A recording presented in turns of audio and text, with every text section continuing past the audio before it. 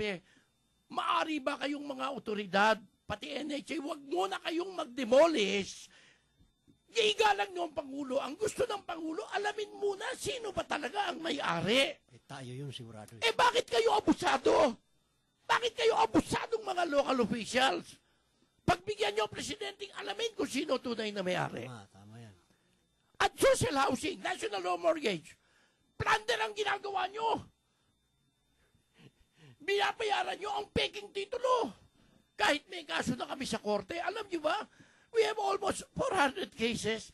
Nakakarating kami, nagsasakripisyo kami hanggang Butuan City, kalaban namin, infantry battalion, yung commander doon. Yung ibang sundalo na settler na doon, pinagtatanggol namin. Nakakarating kami sa Catanduanes, Bicol, Mindanao. Ito po, foundation lang ho ito. Hindi po kami mayaman. Nagpapatuloy lang kami dahil nananawagan kami sa maralita sa mga tao ng Bayanihan for Justice Fund. Huwag po ang attitude nating mahihirap at squatter ay, sila Pedro lang naman ang dinimolish Wala tayong pakialam. Dinimolish si Pedro, susunod si Maria, susunod si Petra. Pagdating sa iyo, wala ring tutulong sa iyo. Kaya meron kaming sama-sama yan. Pinalalaganap namin ng membership. I think we have already 6 million members na susulatan lang namin. Pananawagan namin. Meron po tayong Bayanihan for Justice Fund para wag maapi itong mga squatter. At baka ang Pangulo natin, ang pag-asa natin. Naku, marami pong salamat, Mr. President. Pagbawalan niyo muna itong mga local authorities. Siguro, pati korte, hinay-hinay kayo. Dahil may utos ang Pangulo, alamin muna ang sino na may-ari. Kayong mga sheriff, huwag kayong magmamadali dyan. Magkano? Oh my God.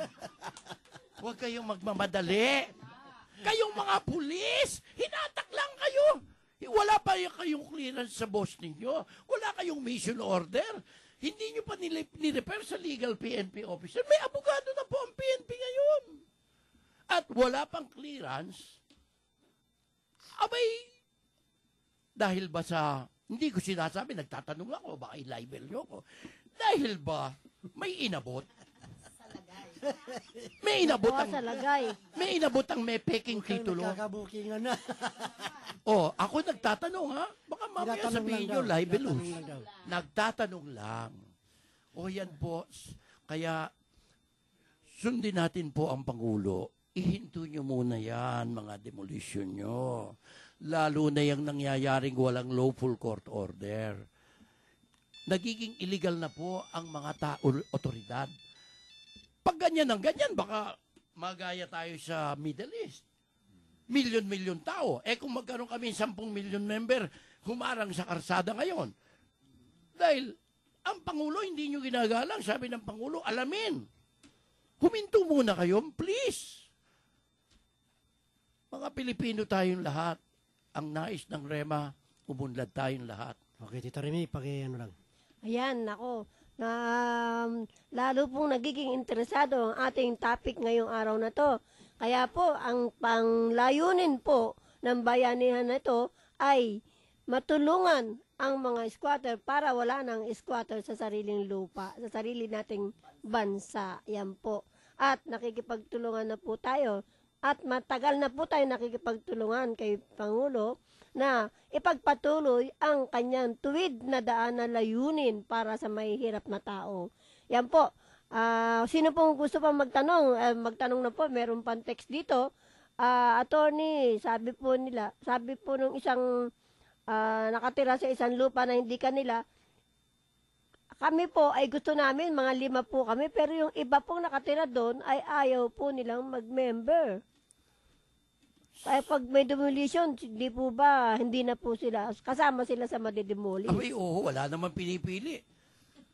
Yan, meron po nagpipilit. Lalo na kung bayad ng husto yung mga nagde-demolish. Opo. Sinabi ko kung baka nasabi libel.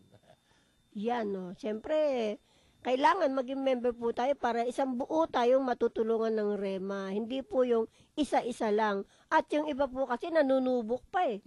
Nanunubok po, sinusubukan kung totoo daw Yan po yung mga ang sigurista, Rema. Opo, smart sigurista. guys. At ayaw po nilang makipagtulungan sa gastos. Hindi Siyempre, may manghuhunan. gastos yan, di po ba? Yung pagpapalagay lang po ng plano, di po ba may bayad dyan? Opo. Kaya kailangan magtulungan para magkaroon kagad ng location Pwede naman, plan, ganun. pwede naman yung Alam gumastos mo, kung may pera kung eh. bayanihan talaga, tulong-tulong, lumiliit ang obligasyon, lumiliit ang gastos pagka magkakasama, Kinakaya na. pag may bayanihan. Pero kung magkakanya-kanya tayo, hindi mo kaya. Ikaw mag-isa kaya mo. Kahit kayo 10, hindi nyo kaya. Opo. Pero kung tayo ay talagang patutupad yung ugali ng panahon pa ng ninuno natin na bayanihan, sa dami po, kayang-kaya. Sa pagkakaisa, wala hong imposible. Sa pagkakawatak-watak, walang mangyayari. Yan. Gusto lang nila makinabang. Oo, Makinabang. yun ang mahirap Tapos, pag nahuli na, doon lang sila hahabol. Kapares yung nakausap natin nung isang linggo, di ba?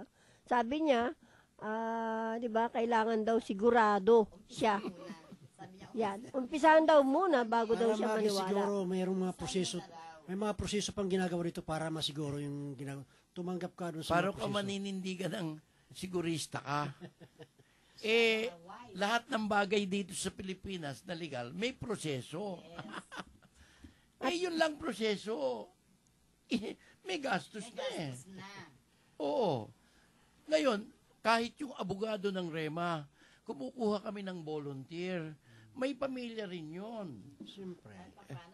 Ako nga, dahil puro foundation ang hinahawakan ko, ay sabi nung iba, pag nakikita yung record ko, Panyero, umaga at hapon may kaso ka.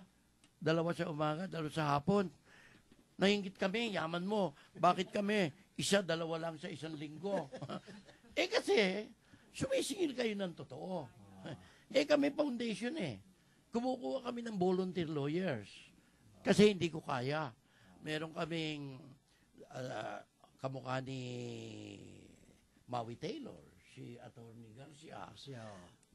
Meron kaming FEO honor student, bata pa, babae. Meron kaming may edad ng Atty. Dagaliak. Congratulations po sapagkat naging bahagi kayo nitong foundation at ng pakay ng foundation. Very noble po. Si Atty. Wilfredo Garcia, Atty. Alejandro Judan, at may 2 pa nakalimutan ko bagong volunteers. Kaya po kami dito, puro mga legal volunteers po kami. Pero kahit na volunteers po, kailangan po ring mabuhay. Kaya sa inyong bayanihan po, sa inyong tulong, nakakapagpatuloy po rin ho kami. Kaya nga hindi ko iniisip na magpagwapo, manatiling kalbo kasi baka mahal magpatubo ng buhok. Hindi ko maasikaso dahil sa foundation. Oo. Ayan, tama po sinabi ni Atty. Casiano. At meron pa po dito ang tanong, Atty., na sabi niya, pati po ba mga renters pwede pong magkaroon ng mga ganyang mga benefits? Aba, yung re-recover namin na mga bakanting lupa, kung kulang kayo dyan sa maliit na lupa nyo, pwedeng yun ang iprograma namin. Kapag ka na-determine ng presidente na kami pala ang tunay na may titulo, lahat po ng pati renter, magkakaroon din kami ng system. Kaya doon namin makakatulong pa kami sa mga mayors. Kasi sasabihin nila, nabigyan nila ng lupa sa pakikiisa sa REMA Foundation. O di bida rin sila. Kaya pagka nagkaroon tayo ng bakanting lote, to house all these renters sa sarili nilang lupa. Sa Antipolo, maraming malalaking bakante. Marami. Yung We Piña can house, Francia. Yung Piña Francia mapagkakasya namin sila dyan. Yung mayor, ubrang ilagay doon. Ang proyektong ito ay sa pagsasanib ng local government, ng ating mahal na alkalde, Rema Foundation, at ng mga taong bayan mismo na nanindiga, at saka kay Pangulo, sapagkat kung hindi niya sinabi, gusto kong malaman ang tunay na may-ari, hindi tayo makakarating na yung lupang kiklaim namin na yan na malaki, ma-accommodate pati mga renters. Sapagkat idodonate po namin yan. O di kasama si Mayor sa honor sa pakikipag-isa po ng Mayor, ng Rema. Meron na po kayong libreng lupa. At pasok naman ang Gawad Kalinga. Kami naman na magtatayo ng bahay para sa inyo. Pasok ang habitat. Ngayon po dumating ang pagkakataon, parang binigay ng Diyos na naboto si Pinoy sa naghahanap ng kaliwanagan sa titulo. Narito ang Rema na siyang may titulo. Nariyan ang habitat. Nariyan ang Gawad Kalinga. Ready to build houses for the poor. Wala na po sanang problema. Bakit tayo nag-aaway-away? Dito, attorney, sa Kamuning, sa may... Magkaisa Sa tayo. may Trillo Street, ano ha? Ito yung sinasabi ko kanina na nangungupahan sila at pinapalayas. So, nabiripay na po yung mga dokumento nila at talagang patong po sa RIMA. Ano po ang dapat natin gawin dahil pinapalayas? Action Publicana Revindicatoria. Para the whole, para wala nang ma-claim yung Kaya, kalaban. Mrs. Ramos, mahanda ho kayo dahil makakarating po sa inyo yung hinahanap. RIMA po ang magiging kalaban ninyo. Ang kampi niyo po sa laban. Sino ba ang kalaban? Yung nakatira doon, yung Ramos ang may-ari. Oo. Pero portion lang ang inokupahan ng Rema. Portion na. Pero lahat na kukunin yan eh. Lahat kukunin natin under Action Publicana Revindicatoria. Pinagawa na ho yung plano eh, attorney. Dapat meron tayong relocation plan. Meron na po. Kasi yung Okay. kanilang dating relocation eh. Kasi napakalawak ng titulo po ng Rema, 201. Kaya pagka ganyan, i-relocate natin yung involved lang. Sila Kung ba, attorney? 2,000 square meters, Sila- i-relocate Sila sa ba, attorney, natin yun. habang nagkakakaso sila ba uubrang paalisin? Hindi. Ng ano? Hindi. Hindi. Kasi didemanda na natin ng recovery of possession. Okay, good. Oo. Ang ejectment, recovery rin. Okay. Magkakaroon ng forum So, shopping. siguro, kaparehas din ito sa mga tao Kailangan may mga unahan problema. na natin ng Action Publicana Revindicatoria. Nasa barangay pa lang ba? Dato, nasa barangay lang. Nasa barangay. Unahan na natin ngayon. Nakarating na sa katastasan na po. Hindi. Dati sa barangay po sila, katapos Dapat sana unahan na natin ng Action Publicana Revindicatoria. parang naghihintay lang po yung tao niyan, dumating sa pina sa kanila. Kailangan magdemanda na tayong Action Publicana Revindicatoria. Di action tayo. Sandali lang po, meron tayong guest dito, ang presidente po ng Rotary Club Leon Guito, Manila, si Mr. Changemaker President Erwin Balagas po. Bumati lang muna kayo, sir, muna. Si President